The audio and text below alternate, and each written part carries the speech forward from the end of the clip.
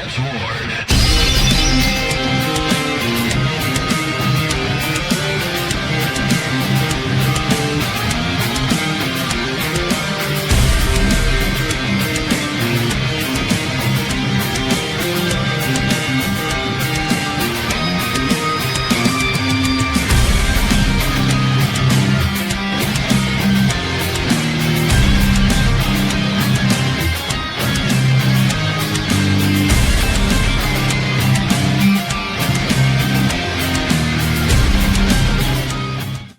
ETS Jets. What is going on, Jet fans? And welcome back to another episode of the Jets Ward. I am your host, Ryan Ward, and I'm so excited to be back with you guys. Got a fun one for you today. But first, if you've been here before, welcome back. You know I love having you guys here. Whether you're a Jets fan of another NFL team, or just a casual NFL fan, you're always welcome here.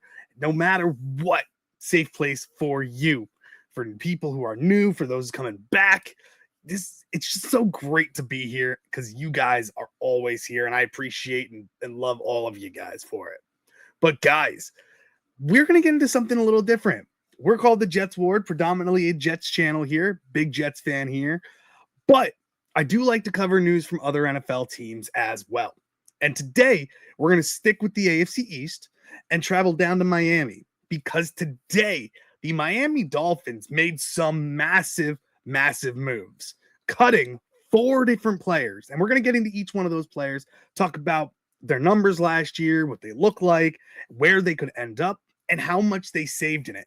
But overall, from cutting these 4 players, the Miami Dolphins have saved up to $56 million in cap space. That's a great number, especially for Jeff Hafley, who is a brand new head coach there, wanting to bring in his own guys, especially if they're trying to trade Tua Tagovailoa, or if they're going to have to cut him. It could be a massive cap hit. So by saving this number, it helps them out going forward in free agency to bring some players that Hafley might want to bring in of his own. Maybe like a Malik Willis at quarterback, who you're going to have to dish out a little bit of money for. But getting into it, let's start out. Some of these players that they cut are some bigger names. And the first one we're going to jump right into it is a guy who a lot of people, he was a big one at the trade deadline. Bradley Chubb, edge rusher / linebacker. He's 29 years old. He's been with the Dolphins the past 4 years, I believe. And honestly, he has been a dominant player for them. He's 6'4", 268 pounds. This past year, he had 24 solo tackles, 8.5 sacks, and 2 forced fumbles. Like I said, he was a big name at the trade deadline last year. They were shopping him. There were a lot of teams who were very interested. He is going to have a boatload of teams that are interested in him this year in the offseason. And what it does, it saves the Miami Dolphins $7 million.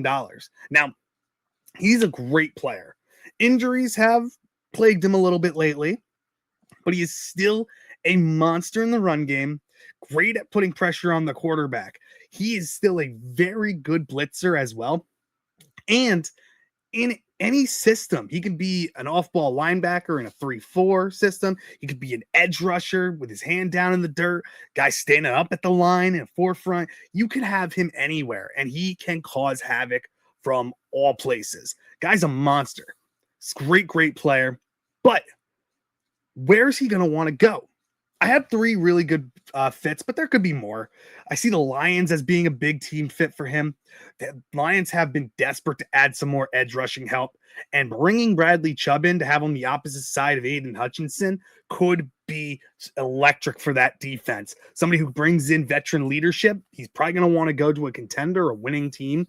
Lions, I know they had a down year this past year, but their defense was still banged up. Their offense was banged up too. And there's a lot of things that they could fix. I don't think the Lions are a bad team. I think they're going to bounce back. And by adding Chubb, I think that could electrify that defense as well. Now, I could also see him going back to the Broncos. I see the Broncos being a big fit. They always could utilize more edge help. They might be losing JFM in free agency. So why not bring back a familiar face? I think he'd love to go back to Denver. Their defense could definitely use some. Their defense was one of the best in the NFL this year, but they could always use some more edge rushing help to bring in, especially a guy who really thrived there. The Jets as well. could definitely use some edge rushing help. I think he would fit this defense that Aaron Glenn is going to go for. Problem is, would he want to come here? I think the Jets would have to pay a little extra money to get him here. But if the Jets did bring him in, this could change the whole dynamic of what they do in the first round. You could then be talking about taking a Caleb Downs at pick 2, safety, which is another big need for the New York Jets. You could think about taking a Carnell Tate or a Tyson or a Malachi or Makai Lemon, something like that. Now, do the Jets end up doing it?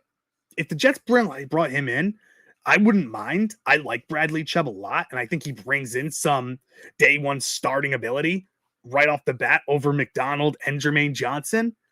But he is getting older. The injuries are a concern, but I would love to bring Bradley Chubb in, but I think he wants to go to a contender. I could definitely see the Eagles being another place for him to go to. The Jaguars always adding some more defense as well. I could see could be being a big one. So that's something to consider as well for those teams. And even the Chiefs. The Chiefs, I think they need edge help. They're not going to rebuild. They're going to reload, possibly paying out some money for a top end edge rusher like Bradley Chubb. But that was the first cut the Miami Dolphins made. But they are not done. The next big name, and I knew it was going to happen. A lot of people were calling about this one. Tyreek Hill was cut as well by the Miami Dolphins. 31 years old. He's 5'10", 190 pounds. Only played in 4 games this past year. Had a gruesome ankle injury that kept him out for the season. People are unsure if he's even going to be ready for the season. So he had 21 catches out of 29 attempts, 265 yards receiving, and 1 touchdown. He saves the Miami Dolphins $22.8 million. Massive savings for the Miami Dolphins. It was only bound to happen, especially if you don't know if he's going to be coming back. Does he fit the offense that Hafley is going to want there? We don't know.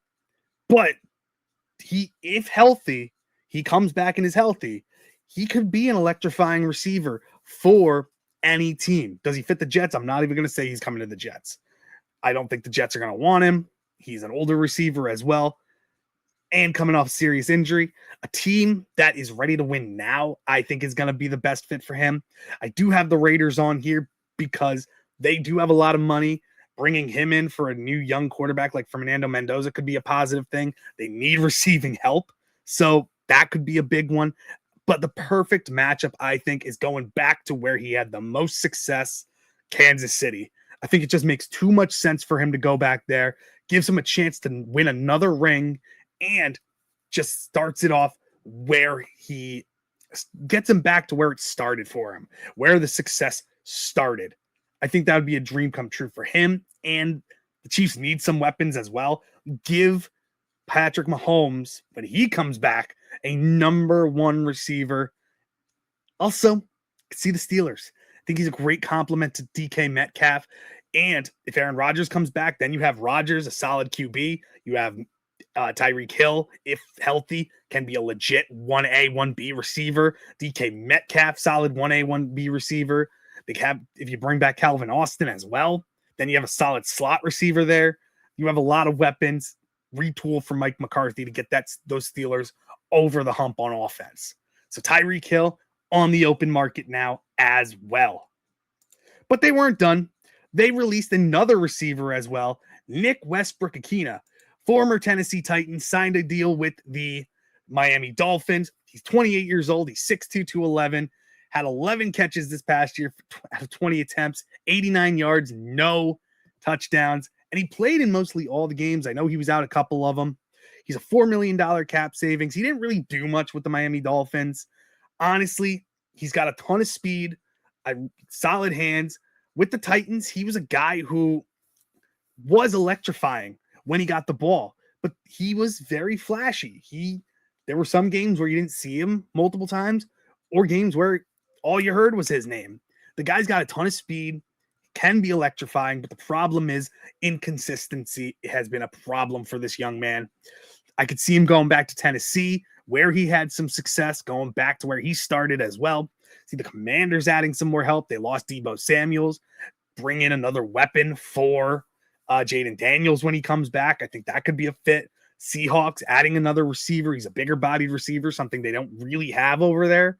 So that could be something for them to do. Give JSN some consistency or some complementary pieces, because you don't know if Cooper Kupp's going to be coming back either.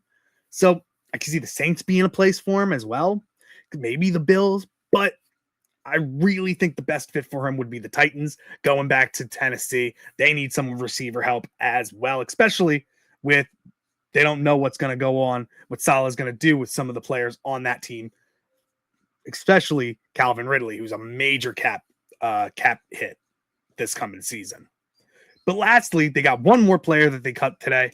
The Miami Dolphins cut guard James Daniel. Sucks because this kid was solid when he was in Pittsburgh. Was a solid left guard, very good player. And honestly, he goes to Miami, started one game this year, and got knocked out after 3 plays in Indianapolis. Struggled for this kid. He was out for the whole year. They're cutting him. He's a 1.18 cap savings. Honestly, if he's fully healthy, he could be a solid guard. The problem is health is a major concern with him. He's 28 years old. He's not getting any younger. Teams that could definitely use him, the Browns, their offensive line was a joke last year. They could take a chance on this kid, sign him to a 1-year prove-it deal. The Bengals, again, another team who has desperate offensive line needs. They could take a chance on him. And the Texans as well, another team who's in offensive line hell. So there's these players that the Dolphins cut. There are some interesting options. We know Bradley Chubb being the king of the pieces. Tyreek Hill is very interesting. Westbrook-Akina is an interesting one. And James Daniel is healthy, could be a solid guard as well. So guys, these were the big moves that came out for the Miami Dolphins today. I'm expecting some more cuts to come out later this week, possibly some from the Jets.